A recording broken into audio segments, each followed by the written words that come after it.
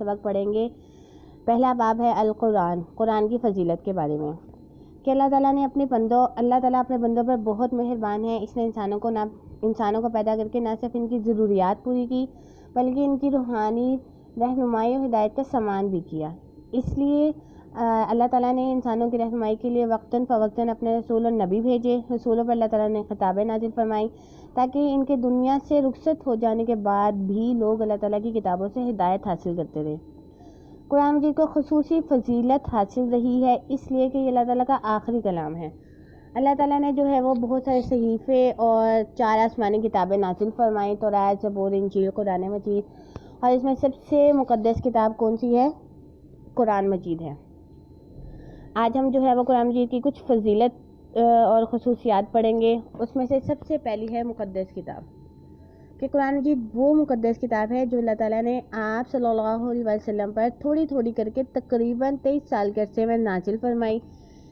اب 23 سال کے عرصے میں تھوڑی تھوڑی نازل کرنے کا مقصد حکمت یہ تھی کہ اللہ تعالیٰ جیسے ہی کہ لوگوں میں جس چیز کی کمی دیکھتے تھے تو اللہ تعالیٰ اس کے متعلق قرآنی آیات نازل فرما دیتے تھے تاکہ لوگ اس کے اوپر اچھی طریقے سے عمل کر سکے۔ اسی وجہ سے قرآن پاک کی یہ خصوصیت بھی ہے کہ قرآن پاک 23 سال کے عرصے میں نازل ہوا، اور یہ اللہ تعالیٰ کے سب سے مقرب فرشتے حضرت جبرائیل علیہ السلام آپ صلی اللہ علیہ وسلم کے پاس وحی لے کے آیا کرتے تھے، اور یہ خالصتاً اللہ تعالیٰ کا کلام ہے، اللہ تعالیٰ کی صفات میں سے ایک صفت ہے۔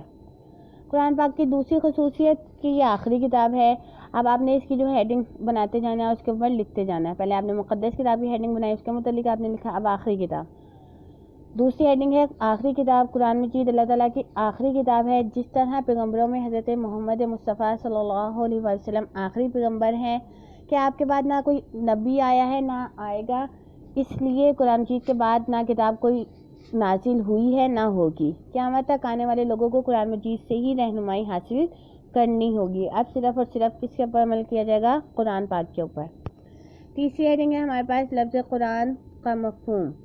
قرآن قرأتن سے بنا ہے جس کے معنی پڑھنے کی ہیں۔ قرآن کے معنی ہے وہ چیز جو پڑھی جائے۔ چونکہ یہ کتاب بار بار بکثرت پڑھی جاتی ہے اس لیے اس کا نام قرآن رکھا گیا ہے، اور حقیقت میں یہ حقیقی بات بھی یہی ہے کہ جس کثرت کے ساتھ یہ پڑھی جاتی ہے اس کی مثال کہیں نہیں ملتی۔ انسان، جن و ملائکہ اسے نہایت کثرت سے پڑھتے ہیں۔ آگے ہمارے پاس اگلی ہیڈنگ ہے قرآن مجید بنی نوع انسان کے لیے رشد و ہدایت کا سرچشمہ ہے۔ یہ علم و حکمت کی کتاب ہے۔ افراد و قوموں کی اصلاح کے لیے اس میں رہنما اصول بیان کیے گئے ہیں کہ کوئی بھی قوم اگر اپنی اصلاح کرنا چاہتی ہے، کوئی انسان اپنی اصلاح کرنا چاہتا ہے تو وہ قرآن کو پڑھے، اس کو سمجھے تو وہ کیا کر سکتا ہے؟ ہدایت حاصل کر سکتا ہے، اپنی اصلاح کر سکتا ہے۔ اللہ تعالیٰ خالق ہونے کے لحاظ سے انسانوں کی ضروریات، تقاضوں، نفسیات کو بہتر سمجھتا ہے، اس لیے انسانیت کی بھلائی اور نجات انہی اصولوں کی پابندی پہ ہے جو اللہ تعالیٰ نے کہاں بیان کر دیے ہیں؟ قرآن پاک میں بیان کر دیے ہیں۔ اور یہی وجہ ہے کہ جو عرب والے جو تھے اس وقت سب سے زیادہ برائیوں میں مبتلا تھے، قرآن پاک پہ عمل کر کے وہ کیا ہوئے؟ اعلیٰ اخلاق سے آراستہ ہو کر ایک تہذیب یافتہ قوم بن کے ابھرے۔ پھر اس کے بعد ہمارے پاس اگلی ہیڈنگ ہے درس عبرت۔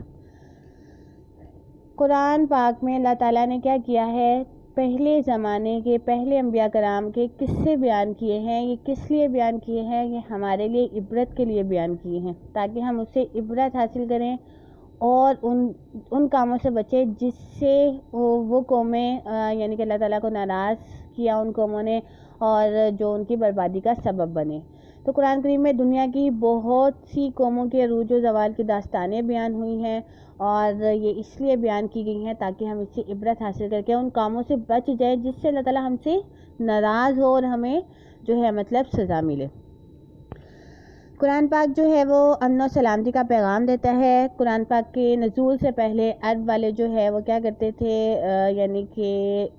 اس میں جو گورے ہوتے تھے، جو امیر ہوتے تھے، وہ اپنے ایک الگ حیثیت انہوں نے بنائی ہوئی تھی، اور جن کے پاس مال و دولت نہیں تھا یا جو کالے ہوتے تھے یا اجمی ہوتے تھے ان کو یہ بہت کم حیثیت سے دیکھتے تھے، اور ان کے ساتھ وہ برا سلوک کرتے تھے. تو قرآن پاک نے آ کے جو ہے وہ امن و سلامتی کا پیغام دیا، حریت و مساوات کا درس دیا، کالے اور گورے، عربی اور اجمی کا فرق ختم کر دیا، علاقائی، نسلی، لسانی تعصبات کو مٹا کر ایک ایسے معاشرے کی بنیاد رکھی جس میں شرافت اور بزرگی کا معیار ذاتی عمل اور انفرادی سیرت و کردار قرار پایا. کہ یعنی کہ آپ شریف ہیں تو آپ عزت دار ہیں، اور اگر آپ ظاہر بات ہے غلط کام کریں گے تو پھر آپ کو عزت کی نگاہ سے نہ دیکھا جائے. حسب و نسب کی بنا پر معاشرے میں قائم شدہ امتیازات کو ختم کر کے شرافت اور عظمت کی بنیاد صرف تقویٰ اور اللہ کے خوف پر رکھی. کہ یعنی کہ آپ کی عظمت، آپ کی بڑائی، آپ کی بلندی کا معیار صرف اور صرف کیا ہونا چاہیے؟ اللہ تعالیٰ کا خوف ہونا چاہیے. کہ آپ کے دل کے اندر اللہ تعالیٰ کا اتنا خوف ہو کہ آپ برائی سے، آپ برے کاموں سے بچ جائیں. تو یہ صرف اور صرف عظمت کی بنیاد کس پر رکھی؟ تقویٰ پر، اللہ تعالیٰ کی خوف پر رکھی. پھر قرآن پاک کی اگلی ہیڈنگ ہے عدل و انصاف. قرآن پاک جو ہے وہ یعنی کہ جب نازل ہوا لوگ عدل و انصاف سے ناآشنا تھے، اور اس میں یہ ہوتا تھا عرب میں پہلے کہ جو بڑے لوگ اگر گناہ کرتے تھے تو انہیں چھوڑ دیا جاتا تھا، اور اگر کوئی چھوٹا طبقہ یا کوئی غریب گناہ کیا کرتا تھا تو اس کو کیا کی جاتی تھی؟ سزا دی جاتی تھی. تو قرآن مجید نے اور آپ صلی اللہ علیہ وسلم نے اس دنیا میں، آپ صلی اللہ علیہ وسلم کے اس دنیا میں تشریف آنے کے بعد قرآن نے عدل و انصاف کا درس دیا. کہ جیسے ایک دفعہ ایک قبیلہ بنی مخزوم تھا، اس قبیلے کی عورت نے چوری کی تو آپ صلی اللہ علیہ وسلم نے سزا دی. چور کی سزا کیا تھی؟ ہاتھ کاٹ دینا. تو کچھ لوگوں نے سفارش کی تو آپ صلی اللہ علیہ وسلم نے فرمایا اگر یہاں پر فاطمہ بنت محمد بھی ہوتی تو میں اس کو بھی یہی سزا دی جاتی. تو آپ صلی اللہ علیہ وسلم اور قرآن پاک کے نزول کے بعد ہمیں انصاف کا درس دیا گیا کہ انصاف صرف اپنوں کے ساتھ ہی نہیں بلکہ غیر اور دشمنوں کے ساتھ بھی کرنا ہے. ہماری اسلامی تاریخ جو ہے واقعات سے بھری پڑی ہے. آگے ہے اگلی ہیڈنگ ہے ہمارے پاس قرآن پاک نہایت مؤثر انداز میں جو ہے وہ اپنا پیغام پیش کرتا ہے. پھر قرآن مجید نیکی، راست بازی، دیانتداری اور نرم گفتاری کا مبلغ ہے. اس نے اپنے احکام اور پیغام کو نہایت مؤثر انداز میں پیش کیا ہے. عرب جن کو اپنی زبان دانی پر ناز تھا، اش کرتے تھے، قرآن مجید کے بار چیلنج کے باوجود اس کے مقابلے میں ایک آیت بھی نہ پیش کر سکے. کہ قرآن پاک میں جو ہے سورۃ انفال میں آتا ہے کہ جب آپ صلی اللہ علیہ وسلم نے قرآن پاک میں جو پہلے زمانے کے انبیاء کرام کی قصے کہانیاں پیش ہوئی، صحابہ کرام کو تبلیغ کیا کرتے تھے تو کافر کہتے تھے یہ تو پہلے زمانے کی قصے کہانیاں ہیں، اس کو تو ہم بھی جو ہے وہ ایسے تو ہم بھی کہہ سکتے ہیں. تو اللہ تعالیٰ نے انہیں بار دعوت دی کہ یعنی کہ وہ اس چیلنج کو پورا کریں، لیکن اس کے باوجود بھی وہ ایک آیت بھی نہ پیش کر سکے. تو قرآن پاک ایک ایسی کتاب ہے جس کی ہمیں نظیر یعنی کہ مثال نہیں ملتی. آگے قرآن پاک کی جو ہے اگلی ہیڈنگ ہے قرآن پاک کی خصوصیات میں سے اگلی خصوصیت یہ ہے محفوظ کتاب. قرآن پاک کے نزول کو تقریباً 1400 سال کا ایک طویل عرصہ گزر چکا ہے، اس کے باوجود بھی یہ کتاب ہر قسم کے رد و بدل سے محفوظ ہے. اس کا ایک لفظ، ایک حرف، بلکہ ایک حرکت زمانۂ نزول سے لے کے اب تک محفوظ ہے. کیونکہ اس کی حفاظت کی ذمہ داری اللہ تعالیٰ نے خود لی ہے.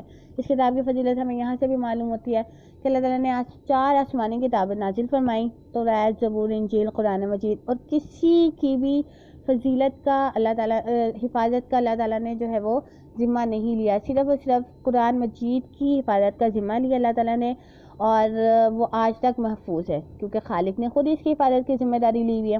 اس کے بارے میں اللہ تعالیٰ نے خود ارشاد فرمایا قرآن پاک میں انا نحن نزلنا الذکر وانا لہ لحافظون.